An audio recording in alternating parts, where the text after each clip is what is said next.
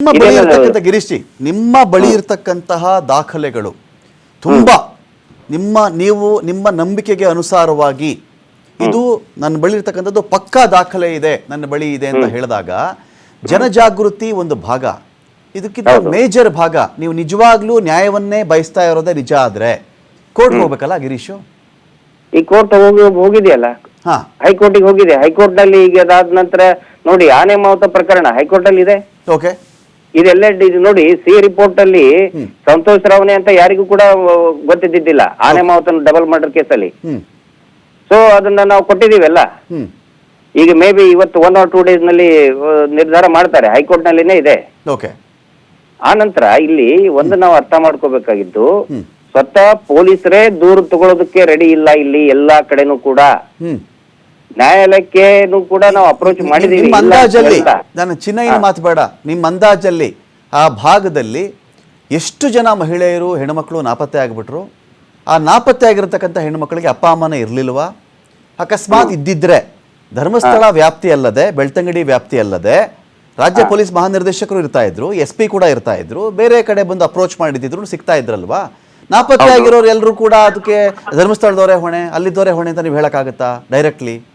Sir, ಈಗ ನಾವು ಕೇಳ್ತಾ ಇರೋದು ಇಲ್ಲಿ ಈಗ ಅವ್ರ ಅಪ್ಪ ಅಮ್ಮನೇ ಇರ್ಲಿಲ್ವಾ ಅಂತ ಹೇಳಿದ್ರೆ, ಅಪ್ಪ ಅಮ್ಮ ಮಿಸ್ಸಿಂಗ್ ಕಂಪ್ಲೇಂಟ್ ಕೊಟ್ಟಿದ್ದಕ್ಕೆ ಮಿಸ್ಸಿಂಗ್ ಕಂಪ್ಲೇಂಟ್ ರಿಜಿಸ್ಟರ್ ಆಗಿರುತ್ತೆ. ಓಕೆ, ಗೊತ್ತಾಯ್ತು ಸರ್. ನಾವು ಕೊಟ್ಟಿದ್ದಕ್ಕೆ ಮಿಸ್ಸಿಂಗ್ ಕೇಸ್ ರಿಜಿಸ್ಟರ್ ಆಗಿಲ್ಲ. ಅವ್ರ ಅಪ್ಪ ಅಮ್ಮಗನೇ ಕೊಟ್ಟಿದ್ದಕ್ಕೆ ಮಿಸ್ಸಿಂಗ್ ಕೇಸ್ ರಿಜಿಸ್ಟರ್ ಆಗಿದೆ. ನಾವು ಆಸ್ ಅನ್ ಆಕ್ಟಿವಿಸ್ಟ್ ಚಿನ್ನಯ್ಯನ ಸ್ಟೇಟ್ಮೆಂಟ್ ಎಂಡಾರ್ಸ್ ಮಾಡ್ತೀರಾ ಗಿರೀಶ್? ಚಿನ್ನಯ್ಯನ ಸ್ಟೇಟ್ಮೆಂಟ್ ಎಂಡಾರ್ಸ್ ಮಾಡ್ತೀರಾ? 1000 ಹೆಣ ಹೂತ್ ಬಿಟ್ಟಿದ್ದೀನಿ, 100 ಹೆಣ ಹೂತ್ ಬಿಟ್ಟಿದ್ದೀನಿ. ಸರ್, ನಾನು ಎಂಡೋರ್ಸ್ ಮಾಡಕ್ಕೆ ನಾನು ಐಒ ಅಲ್ಲ. ಓಕೆ, ಐಒನೇ ಎಂಡೋರ್ಸ್. ಈ ಪ್ರಶ್ನೆ ನಾನು ನಿಮ್ಗೆ ಯಾಕೆ ಕೇಳಿದೆ ಅಂದ್ರೆ, ಸಹಜವಾಗಿ ಆ ಭಾಗದಲ್ಲಿ ಬರೋ ಪ್ರಶ್ನೆ 1000 ಹೆಣ ಹೂತ್ ಬಿಟ್ಟಿದ್ದೀನಿ ಎಂದಾಗ 1000 ಅತ್ಯಾಚಾರ, 100 ಅತ್ಯಾಚಾರ ಅಂತ ಒಂದು ಮೆಸೇಜ್ ಪಾಸ್ ಆಯಿತು. ಅಂತವ್ರೆಲ್ಲ ಏನೋ ನಡೆದ್ಬಿಟ್ಟಿದ್ಯಪ್ಪ ಇಲ್ಲಿ ಅಂತ ಹೇಳಿ ಚಿನ್ನಯ್ಯ ಆ ಥರ ಹೇಳಿದಾಗ, ಒಂದು ಸಮಾಜದ ಮುಂದೆ ಒಬ್ಬ ವ್ಯಕ್ತಿ 100 ಹೆಣ, 50 ಹೆಣ, 200 ಹೆಣ, 1000 ಹೆಣ ಹೂಳ್ಬೇಕು ಅಂದ್ರೆ, ಫರ್ಗೆಟ್ ಅಬೌಟ್ ಧರ್ಮಸ್ಥಳ, ಎಲ್ಲೇ ಯಾವುದೇ ಪ್ಲೇಸ್ ಅಲ್ಲಾದ್ರೂ ಜನಗಳ ಕಣ್ಣಿಗೆ ಕಾಣದಂತೆ ಏನು ಮಾಡೋಕ್ಕಾಗಲ್ಲ ಗಿರೀಶ್. ವಾಸ್ತವ ಇದು. ನೋಡಿ, ಈ ಮಾತನ್ನ ಅವನು ನ್ಯಾಯಾಲಯದ ಮುಂದೆ, ಮ್ಯಾಜಿಸ್ಟ್ರೇಟ್ ಮುಂದೆ ಒಬ್ಬಂಟಿಯಾಗಿ ಕುತ್ಕೊಂಡು ಹೇಳಿದ್ದಾನೆ. ವಾಲಂಟರಿ ಸ್ಟೇಟ್ಮೆಂಟ್ 164 ಅಂತಾರೆ ಅಲ್ವಾ? 164 ಹೇಳ್ಬೇಕಾದ್ರೆ ಭಗವದ್ಗೀತೆಯ ಮೇಲೆ ಪ್ರಮಾಣ ಮಾಡಿ ಹೇಳಿರ್ತಾನ ಅವನು. ನನ್ ಮುಂದೆನೆ ಹೇಳಿಲ್ಲ, ತಮ್ಮ ಮುಂದೆನೂ ಕೂಡ ಹೇಳಿಲ್ಲ ಅವನು. ಆ ನಂತರ ಅಲ್ಲಿ ತಾವ್ ಹೇಳಿದ್ರಲ್ಲ ಒಬ್ಬನೇ ಮಾಡಕ್ ಆಗಲ್ಲ ಅಂತ ಹೇಳಿ. Yes, I agri.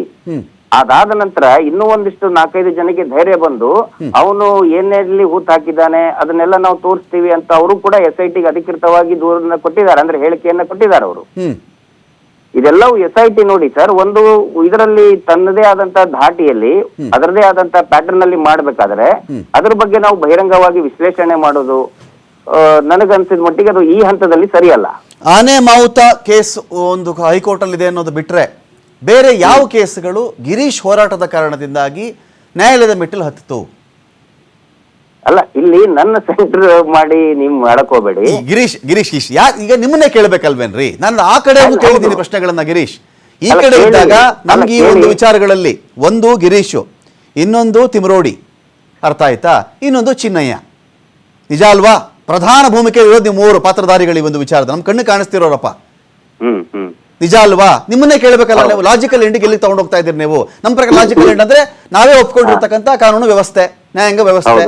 ನಿಮ್ಮನ್ನೇ ಕೇಳ್ಬೇಕಲ್ಲ ನಾನು.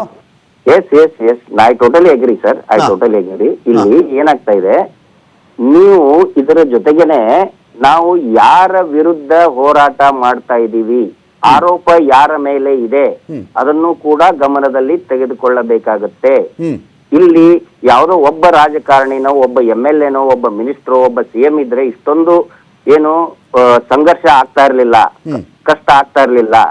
ಇಲ್ಲಿ ಆರೋಪ ಇರುವಂತಹ ವ್ಯಕ್ತಿ, ಆ ಕುಟುಂಬ ಏನಿದೆ, ಈ ದೇಶದ ಪ್ರಧಾನ ಮಂತ್ರಿಗಳನ್ನೇ ಮನೆಗೆ ಕರೆಸಿ ಮಾತಾಡುವಂತ ಶಕ್ತಿ, ಬಲಾಢ್ಯರು ಇರುವಂತವರು, ಪ್ರತಿದಿನ ಸಾಕಷ್ಟು ಒಂದು ವರ್ಷಕ್ಕೆ 1000 ಕೋಟಿ ರೂಪಾಯಿ ವ್ಯವಹಾರ ಇರುವಂತವರು, ಆ ನಂತರ ನ್ಯಾಯಾಧೀಶರೇ, ಈ ದೇಶದ ಸರ್ವೋಚ್ಚ ನ್ಯಾಯಾಲಯ, ಉಚ್ಚ ನ್ಯಾಯಾಲಯ ಮತ್ತು ಇಲ್ಲಿರುವಂತಹ ಎಲ್ಲಾ ಅನೇಕ ಎಲ್ಲ ಅಂತ ಹೇಳಿದ್ರೆ ತಪ್ಪಾಗುತ್ತೆ, ಅನೇಕ ನ್ಯಾಯಾಂಗ ವ್ಯವಸ್ಥೆಯಲ್ಲಿರತಕ್ಕಂತ ಹಿರಿಯರು ಬಂದು ಅವರ ಆಶೀರ್ವಾದವನ್ನ ಪಡೆದಾಗ ಗಿರೀಶ್ ಗಿರೀಶ್ ಬಹಳಷ್ಟು ಗಿರೀಶ್ ಸಂಕಷ್ಟ ಗಿರೀಶ್ ಆಗುತ್ತೆ. ಅಲ್ಲ, ಗಿರೀಶ್, ಪೂರ್ತಿ ಗಿರೀಶ್. ಕೇಳಿ, ನೋಡಿ, ನೀವು ಪೂರ್ತಿ ಕೇಳ್ಬೇಕು. ಒಂದು ನಿಮಿಷ ಇರಿ ಗಿರೀಶ್ ನೀವು ಗಿರೀಶ್ ಪೂರ್ತಿ ಕೇಳ್ಬೇಕು. ನಾನು ನಿಮ್ಮ ವಾದಕ್ಕೆ ಬರ್ತೀನಿ, ನಿಮ್ಮ ವಾದಕ್ಕೆ ಬರ್ತೀನಿ. ನಾನೇನು ಡೈವರ್ಟ್ ಮಾಡ್ತಿಲ್ಲ ನಾನು ನಿಮ್ಮನ್ನ. ಇದೇ ದೇಶದಲ್ಲಿ ಮಾಜಿ ಪ್ರಧಾನಿಗಳ ಮೊಮ್ಮಗ 4-5 ವರ್ಷಗಳ ಮುಂಚೆಯ ಅತ್ಯಾಚಾರ ಪ್ರಕರಣಗಳಿಗೆ ಸಂಬಂಧಪಟ್ಟಂತೆ ಅವನ ಉಸಿರಿರೋವರೆಗೂ, ಅವನ ದೇಹದಲ್ಲಿ ಉಸಿರಿರೋವರೆಗೂ ಅವನನ್ನು ಜೈಲಿಗೆ ಹಾಕಿ ಅಂತ ಹೇಳಿ ಸೇಮ್ SIT ಆಗಿರೋದು, ಸೇಮ್ SIT ಇನ್ವೆಸ್ಟಿಗೇಷನ್ ಇಂದ ತೀರ್ಪು ಬಂದಿರೋದು. ಗಿರೀಶ್, ಮರಿಬಾರ್ದು ನಾವು ಇದನ್ನ. ಮಾಜಿ ಪ್ರಧಾನಿಗಳ ಮೊಮ್ಮಗ, ಮಾಜಿ ಸಚಿವರ ಮಗ, ಅವನು MP ಆಗಿದ್ದಂಥವನು. ಅಂತ ಮನುಷ್ಯನ ಹೆಡೆಮುರಿ ಕಟ್ಟಿ ಇವತ್ತು ಇದೇ ಫಲಪ್ನಗ್ರಹಾರದಲ್ಲಿ ತಟ್ಟೆ ಇಟ್ಕೊಂಡು ನಿಂತಿದ್ದಾನ ಅವನು. ಮರಿಬಾರ್ದು ನಾವು ಇದನ್ನ. ನೀವು ಈ ಕೇಸ್ಗಾದ್ರೆ ಬಂದು ಆ ಕೇಸ್ ಪ್ರಭಾವಿ, ಈ ಕೇಸ್ ಪ್ರಭಾವಿ. ನಿಮ್ಮ ಹತ್ರ ಸ್ಟ್ರಾಂಗ್ ಎವಿಡೆನ್ಸ್ ಇದ್ರೆ ನಿಮ್ಮ ಹೋರಾಟಕ್ಕೆ ತಡೆಯಲ್ಲ. ಮೋರ್ ಓವರ್, ಎಕ್ಸ್ಕ್ಲೂಸಿವ್ಲಿ ನಾವು ಬೇರೆ ಜಿಲ್ಲೆಗಳನ್ನ ನೋಡಿಲ್ಲಪ್ಪ ಮಟ್ಟಣ್ಣನವ್ರನ್ನ.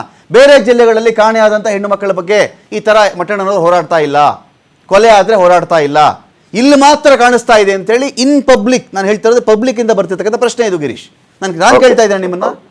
ಓಕೆ ಸರ್, ಇಲ್ಲ ಸರಿಯಾಗಿ ಕೇಳ್ತಾ ಇದ್ರಿ. ತಮ್ದು 2 ಪ್ರಶ್ನೆ. ಒಂದನೇದ್ದು, ಮಾಜಿ ಪ್ರಧಾನಿಗಳ ಮೊಮ್ಮಗನೇ ಅರೆಸ್ಟ್ ಮಾಡಿದ್ರು, ಆದ್ರೆ ಮಾಜಿ ಪ್ರಧಾನಿಗಳಿಗೆ ಅಲ್ಲಿ ಅವರು ಯಾವುದೇ ದೇವಸ್ಥಾನದ ಹೆಸರನ್ನ ಬಳಸ್ಕೊಳ್ಳಿಲ್ಲ. ಇಲ್ಲಿ ಧರ್ಮಸ್ಥಳ, ಶ್ರೀ ಕ್ಷೇತ್ರ ಧರ್ಮಸ್ಥಳ ಅತ್ಯಂತ ಪವಿತ್ರವಾದಂತಹ ಮತ್ತು ಕೋಟ್ಯಾಂತರ ಭಕ್ತರು ಇರುವಂತಹ ಸ್ಥಳ ಅದು. ಇವರು ಯಾವತ್ತಿಗೂ ಕೂಡ ಅವ್ರ ಸ್ಟೇಟ್ಮೆಂಟ್ ಅಬ್ಸರ್ವ್ ಮಾಡಿ ನಮ್ಮ ಮೇಲೆ ಅಪಪ್ರಚಾರ ಮಾಡ್ತಾರಂತ ಹೇಳೋಕ್ಕಿಂತ ಮುಂಚೆ ಅವ್ರು ಹೇಳ್ತಾರೆ ದೇವಸ್ಥಾನಕ್ಕೆ ಅಪಪ್ರಚಾರ. ಸೊ ಮಾಜಿ ಪ್ರಧಾನಿಗಳಿಗೆ ರಕ್ಷಣೆ ತಗೊಳ್ಳೋದಕ್ಕೆ ಯಾವುದೇ ದೇವಸ್ಥಾನ ಇರಲಿಲ್ಲ. ಇಲ್ಲಿ ಅವರು ಗ್ರೌಂಡ್ ಚೇಂಜ್ ಮಾಡ್ಕೊಂಡ್ಬಿಡ್ತಾರ ಗಿರೀಶ್. ಗ್ರೌಂಡ್ ಚೇಂಜ್ ಮಾಡ್ಕೊಂಡ್ಬಿಡ್ತಾರ ಗಿರೀಶ್. ಹೇಳ್ತಿದ್ದೀನಿ, ಈ ಕೇಸಲ್ಲಿ ನೋಡಿ, ಅದೇ ನಿಜ ಆಗಿದ್ದಿದ್ರೆ, ನೀವ್ ಹೇಳ್ತಿರೋ ಪ್ರಭಾವಗಳೇ ನಿಜ ಆಗಿದ್ದಿದ್ರೆ SIT ರಚನೆ ಆಗ್ಲೇಬಾರ್ದಾಗಿತ್ತು ಗಿರೀಶ್. ಅದೇ ನಿಜ ಆಗಿದ್ದಿದ್ರೆ, ನೀವ್ ಹೇಳೋ ಮತ್ತೆ ನಿಜ ಆಗಿದ್ದಿದ್ರೆ. ಎಲ್ಲಾ ಕಾಲದಲ್ಲಿಯೂ ಎಲ್ಲರೂ ಕೂಡ ಏನು ಭ್ರಷ್ಟರು ಇರೋದಿಲ್ಲ. ಪ್ರಾಮಾಣಿಕರು ಕೂಡ ಇರ್ತಾರೆ, ಪ್ರಾಮಾಣಿಕ ಡಿಸಿಷನ್ ಕೂಡ ತಗೊಳ್ಳುವಂತ ವ್ಯವಸ್ಥೆ ನಮ್ದು. ನಾವು ಪೂರ್ತಿ ವ್ಯವಸ್ಥೆ ಹಾಳಾಗಿದೆ ಅಂತ ಹೇಳಿದ್ರೆ ನಾವು ಕೆಲಸನೇ ಮಾಡಬಾರ್ದು. ಮತ್ತೆ ಪ್ರಭಾವ ಇದೆ ಅಂತ ಹೇಳೋದು ನೀವೇ, ಪೂರ್ತಿ ವ್ಯವಸ್ಥೆ ಹಾಳಾಗಿಲ್ಲ ಅಂತ ಹೇಳೋದು ನೀವೇ. ನಿಮ್ 2 ಮಾತಲ್ಲಿ ಯಾವ್ದು ನಂಬಲಿಲ್ಲ ನನಗೆ. ನೋಡಿ, ಆಸಾರಾಮ್ ಬಾಪು ಇವ್ರಿಗಿಂತನೂ ಕೂಡ ಜಾಸ್ತಿ ಪ್ರಭಾವ ಇದ್ದವನು. ಈಗ ಅದರ ಉದಾಹರಣೆ ಕೂಡ ತಗೊಳ್ಳಿ ನೀವು. ಅವನು ಕೂಡ ಏನು ಧರ್ಮದ ಆಧಾರವನ್ನ ತಗೊಂಡ, ತಾನು ಮಾಡಿದ ತಪ್ಪನ್ನ ಮುಚ್ಚಿಟ್ಕೊಳ್ಳಕ್ಕೆ ಧರ್ಮದ ಏನೋ ಆಧಾರವನ್ನ ಶೀಲ್ಡ್ ಆಗಿ ಯೂಸ್ ಮಾಡ್ಕೊಂಡ. ಬಟ್ ಆಗ್ಲಿಲ್ಲ, because of honest officer. Brij Bhushan ಯಾಕೆ ಮಾತಾಡಲ್ಲ ನೀವು? ಯಾವುದು? ಬ್ರಿಜ್ಭೂಷಣ್ ಸಿಂಗ್ ಯಾಕೆ ಮಾತಾಡಲ್ಲ ನೀವು? ಖಂಡಿತ ಬ್ರಿಜ್ಭೂಷಣ್ ಸಿಂಗ್ ನೋಡಿ ಮಾಡಿದಂತಹ ಇದ್ರ ಕೆಲಸ ಯಾರದು ಪೈಲ್ವಾನ್ರು ಇದ್ರಲ್ಲಿ, ಅಲ್ಲಿನೂ ಕೂಡ ಹಿಂಗೆ ಮಾಡಿದ್ರು. ಇವರು ದೇಶದ್ರೋಹಿಗಳು, ಇವರು ಚೈನಾದಿಂದ ಫಂಡ್ ಬಂದಿದೆ ಅಥ್ಲೀಟ್ಗಳಿಗೆ, ಪಾಪ ನಡು ರಸ್ತೆಯಲ್ಲಿ. 1 ನಿಮಿಷ ಮಾತಾಡ್ತೀನಿ.